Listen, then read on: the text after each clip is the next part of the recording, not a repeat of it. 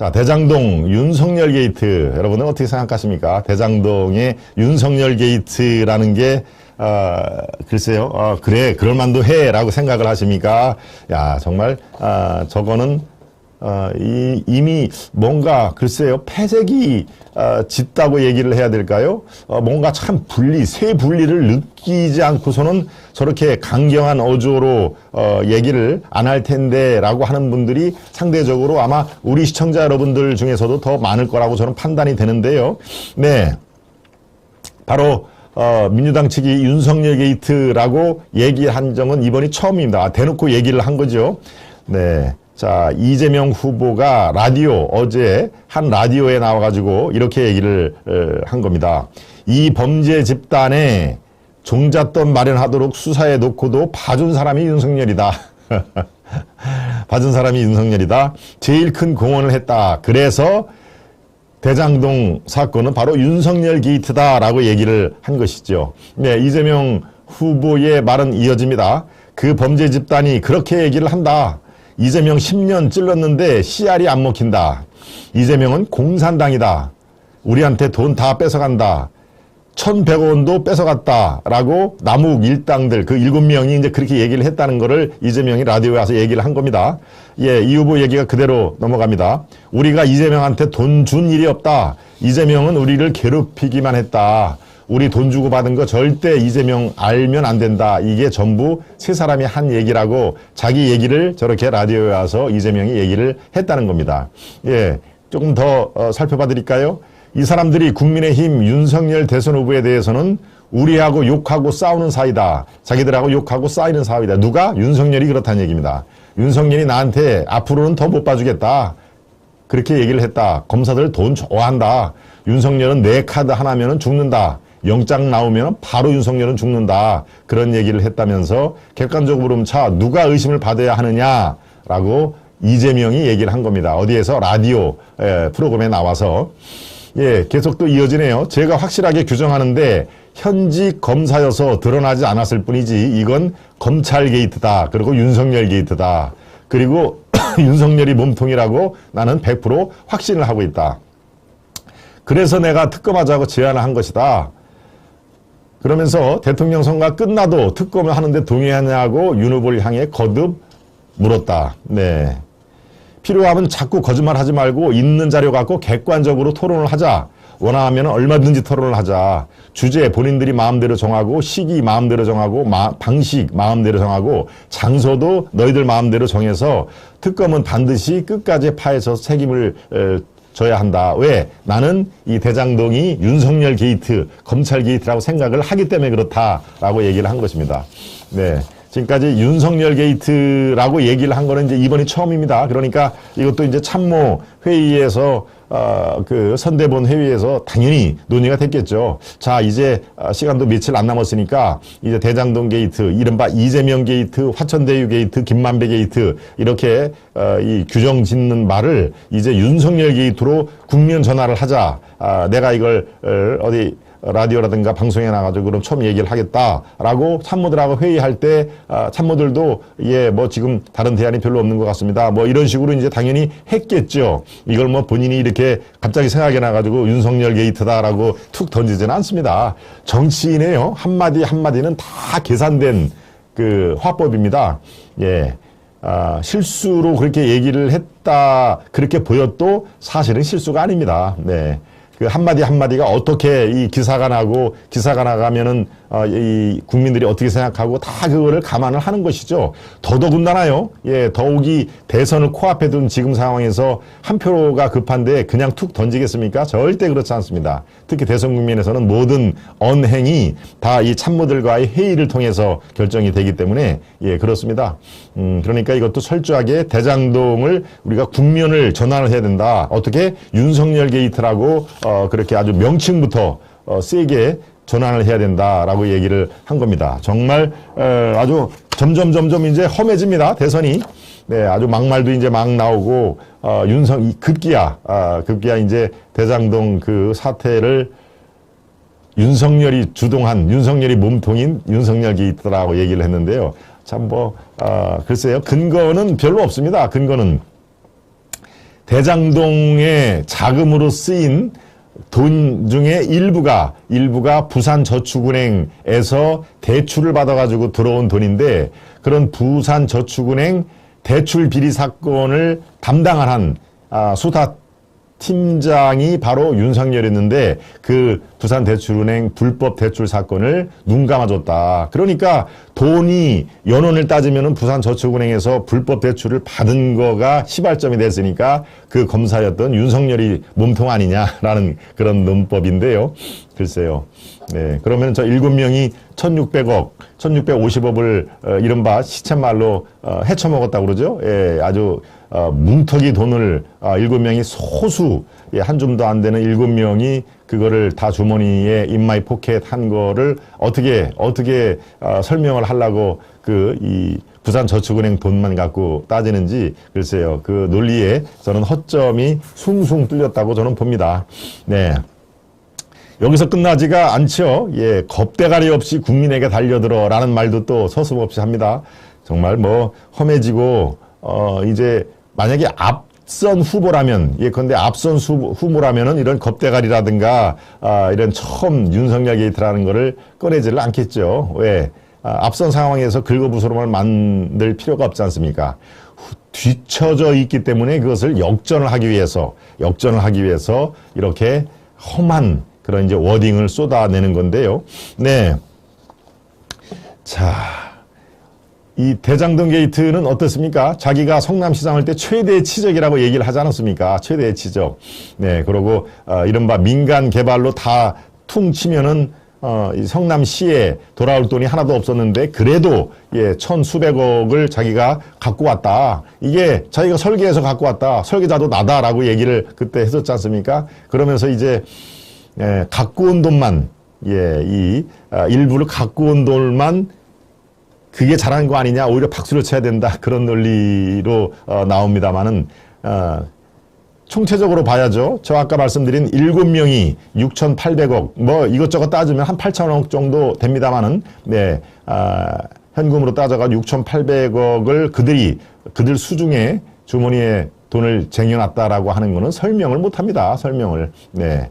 그리고 유한기라든가 김문기, 제가 오늘 방송 중간쯤에 얘기를 하겠습니다만은 바로 그분들, 야, 이 환수 조항을 집어넣어야 된다. 그래야 이게 저들 소수업자들한테 돈이 안 넘어간다라고 민간 이 실무진에서도 얘기 올라간 걸 다 묵살했다는 얘기는 제가 여러 번 전해드렸죠. 예, 그런 것들을 종합적으로 얘기를 안 하고 꼭 저렇게 천몇백억을 자기가 환수한 것은 성남시장 최대 치적이라고 지금 얘기를 한 거 아닙니까? 네. 예. 겁대가리 얘기를 뭐 안 할 수가 없네요. 겁대가리 얘기도 참 제가 방송용으로도 참 적합하지 않습니다만은, 글쎄요. 네. 이게 우리 그 친구들 사이에도, 야, 이거 정말 너는 겁대가리 없이 이렇게 얘기를 해도 듣는 친구가 굉장히 싫어합니다. 예. 일단 상대방을 비하하는 거 아닙니까? 비하. 예. 그런데 이게 지금 방송에 나와가지고 이런 얘기를 썼다라고 하는 거는 저는 그렇게 느낍니다. 이게, 세분리를 크게 느끼고 도저히 이런 식의 센 역공을 통하지 않으면은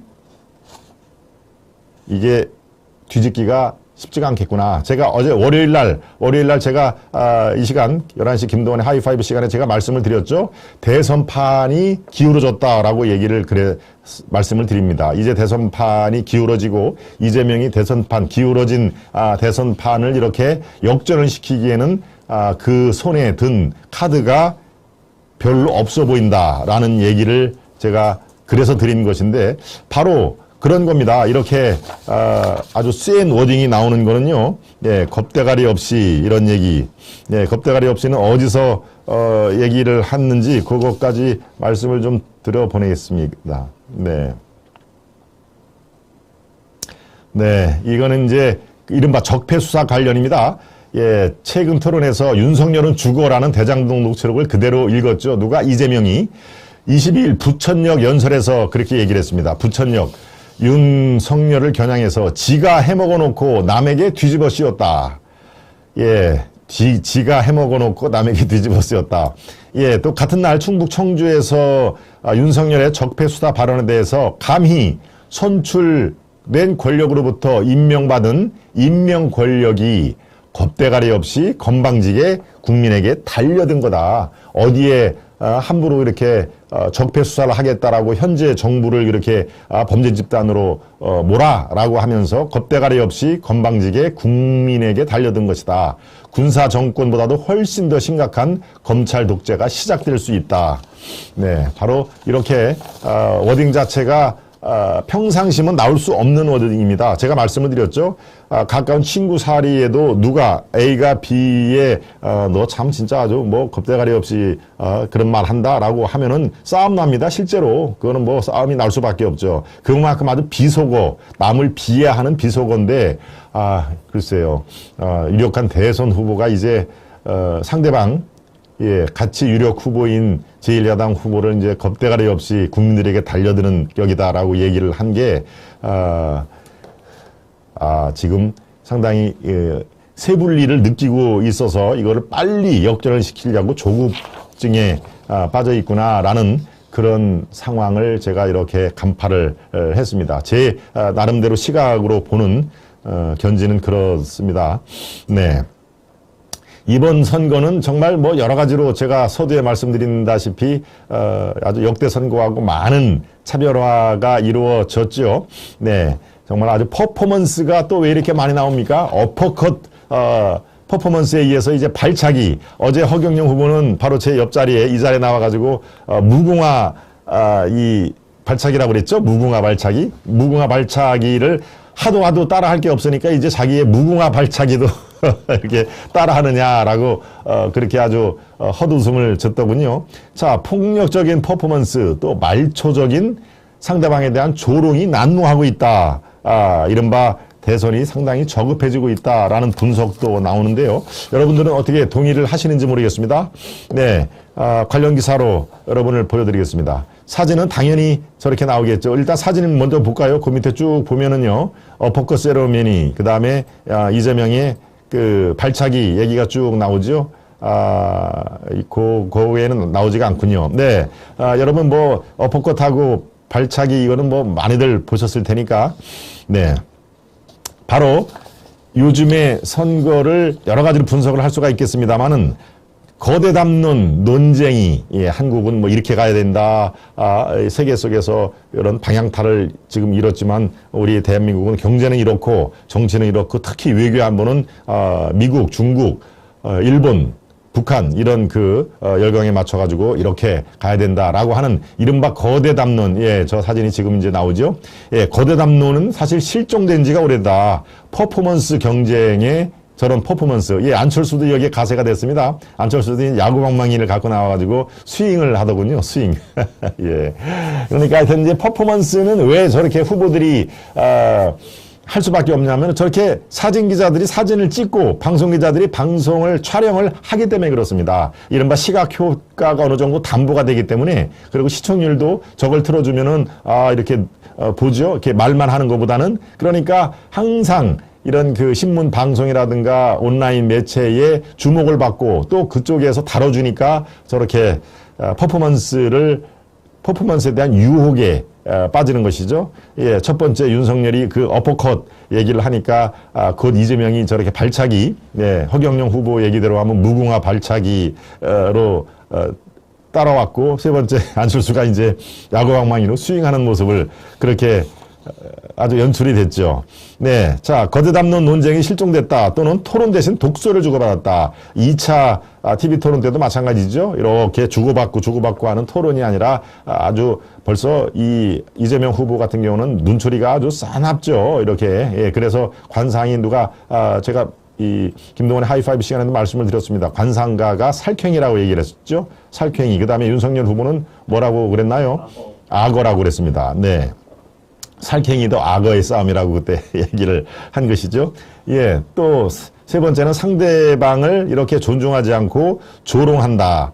그런 게 너무 많이 눈에 띄인다. 예, 사실은 5년 전에 박근혜와 5년 전이 아니군요. 9년 전이군요. 박근혜와 문재인의 그런 그 TV 토론에 아주 열띤 TV 토론에서도 상대방에 대한 내용은 상대방의 공격을 하는 게 있었지만은 꼭 그 박근혜 후보님 또 문재인 후보님 대표님 이런 식으로 상대방에 대한 그 이 워딩은 또 존중하는 그런 그 의미가 있었습니다. 그러니까 이 티격태격하면서도 상대방의 일단 우리가 항상 국회의원들은 존경하는 이렇게 얘기를 하죠. 상대방의 그 다른 당 후보를 그건 딱 아주 그냥 입에 발린 얘기입니다. 존경하는 민주당의 누구 의원님 이렇게 국민의힘의 누구 의원님이라고 얘기를 합니다만은 자, 이 9년 전에도 그랬고 지난 5년 전에 홍준표, 유승민, 안철수, 이 문재인 나왔을 때도 그렇게 아주 독살스러운 그런 그 워딩보다는 그래도 많은 국민들이 지켜봐 보시니까 그래도 품격을 좀 차려야 되겠다라고 했는데 이번에는 그렇지가 않죠. 예, 상당히 아주 파렴치범이라든가, 오죽했으면은 TV 토론에 대법관 이름을 거론을 합니까? 예. 누가 거론했을까요? 예, TV 토론 보신 분들은 알겠지만 안 보신 분들은 야, 조재현 이름이 처음에 어떻게 나온 거야? 라고 아주 궁금증이 많은데 TV 토론에서 조재현이라는 이름을 이재명 후보가 얘기를 한 겁니다. 물론 그 하루 전날 한국일보가 그분은 대법관일 가능성이 있다라는 보도를 했습니다마는 바로 조재현이라는 대법관 이름을 최초로 공개한 게 바로 이재명 후보가 TV 토론에서 한 겁니다. 예, 그러니까 어제 그 조재현 대법관 얘기를 했죠. 정말 사상 초유의 일이다. 유력 대선 후보가 대법관의 이름을 저렇게 TV 토론에서 거론을 한 거는 지금 사상 초유의 일이다. 자기는 도저히 참을 수가 없다. 기자회견을 안 할 수도 있었지만은 이거는 진실을 밝혀야 된다라고 그래가지고 나는 억울하다, 사실 무근이다라고 어제 2시에 긴급 기자회견을 했지 않습니까?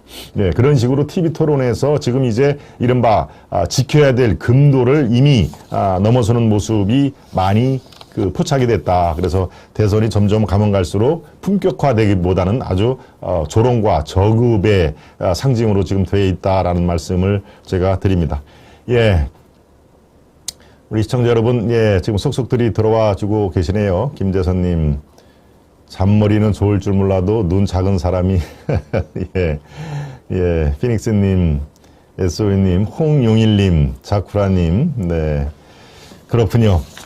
여러분들, 중간에 들어오신 분들, 제가 서두에 말씀드린 대로, 좋아요와 또 깜빡하신 분은 구독 버튼까지 눌러봐 주시면은 제가 아주 더 없는, 감사의 말씀을 드리겠습니다.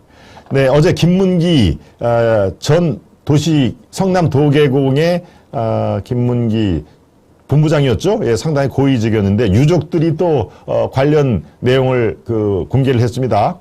예, 사실은 김문기 처장하고는 이 변호사 시절, 그러니까 성남시장 훨씬 전부터 인연이 있었다. 그러고 성남시장 때 같이 골프도 출장 가서 골프도 친 사이니까 모를래야 모를 수가 없는 사이인데 이재명 후보는 모른다고 딱 잡아대더라 라고서 김문기 유족이 어제 참을 수가 없다라는 의미에서 기자회견을 했죠. 야, 저거 보십시오. 저 사진이 저게 호주의 오스트레일리아에 출장을 가서 찍은 사진입니다. 왼쪽이 김문기, 또 오른쪽이 바로 이재명인 것이죠. 그렇죠? 예, 김문기 처장과 이재명 성남시장이 호주에 가서 저렇게 골프 치고 이렇게 관광지를 다니고 했던 사이니까 모를 수가 없는 상황인데 어제는 바로 이재명이 변호사 시절부터 성남시장 훨씬 이전부터 인연이 있었다라는 얘기를 어제 거듭 기자회견에서 폭로를 한 것이죠. 조문도 안 온 이 후보를 도저히 이해할 수가 없다. 네. 조문 얘기는 왜 왔을까요? 나는 모르는 사람이다 라고 얘기를 하면서 조문도 안 갔지 않습니까? 그런데 안철수의 이른바 유세버스 기사하고, 국민의 당협위원장하고 두 분이 또 유명을 달리했을 때, 그때는 또 천안을 내려갔죠. 천안에, 단국대병원의 장례식장에 내려갔죠. 그러니까, 글쎄요. 그거는 이제 아마도 안철수와의 그런 단일화, 저쪽에서 단일화가 틀어지면 우리하고 하자라고 이른바 선거 승리를 위해서 안철수 후보에게 덕담을 건네면서 뭔가 좀 어떻게 해보려고 한 거 아니겠습니까? 생판 모르는 거기에는 달려가면서 아주 20년, 30년 전부터 만났던, 알고 있던 김문기 처장 장례식장은 코빼기도 안 비친 그런 사람을 도저히 용서할 수가 없다라고 바로 유족들이 저렇게 얘기를 한 것입니다. 네. 자, 정말, 예, 어떤 게, 만약에 둘 중에, 물론 뭐 시간 되면은 여기저기 다 조문을 가야죠. 특히 정치인들은 뭐 또 조문 정치라고 얘기를 하지 않습니까? 그런데, 어디는 가고, 예, 이 정치적인 목적에서 도움이 될 것 같으니까 어디는 가고, 자기가 모른다고 딱 잡아뗀, 예, 김문기 처장 빈소에는, 가지 않았던 이재명. 글쎄요, 이거를 어떻게 봐야 됩니까? 이 도의적으로 이게 맞습니까, 여러분? 네. 네, 첫 번째 이슈. 정말 급기야 대장동은 윤석열 게이트다. 또 겁대가리가 없이라고 하는 말이 서슴없이 나오는 이른바 막판 유세전의 그 한 장면을 여러분과 함께 살펴봤습니다. 네, 바둑이님, 유니샤프라님, 네, 정금영님, 주니어님, 네, 김대선님, 이재명이나 조금 난 윤석열이도 뻔뻔하지요. 깨끗한 척하지만 먼지가 듬뿍입니다. 조금 낫다고는 보시는군요. 옛날 같으면 사진 한 장만 나와도 낙마를 하는 경우가 있죠. 그렇죠, 맞습니다. 결정적인 사진 한 장이 나오면은 예, 그 제가 생각하기에 스웨덴인가요, 핀란드인가 결정적인 사진 한 방이 나와가지고 몇 년 전에 예, 총리 아주 그 경선할 때 그 총리가 수상이죠. 그쪽은 대통령제가 없으니까 네, 그 낙마한 경우가 저도 예, 제가 동아일보 있을 때 보도를 한 기억이 생생합니다. 네.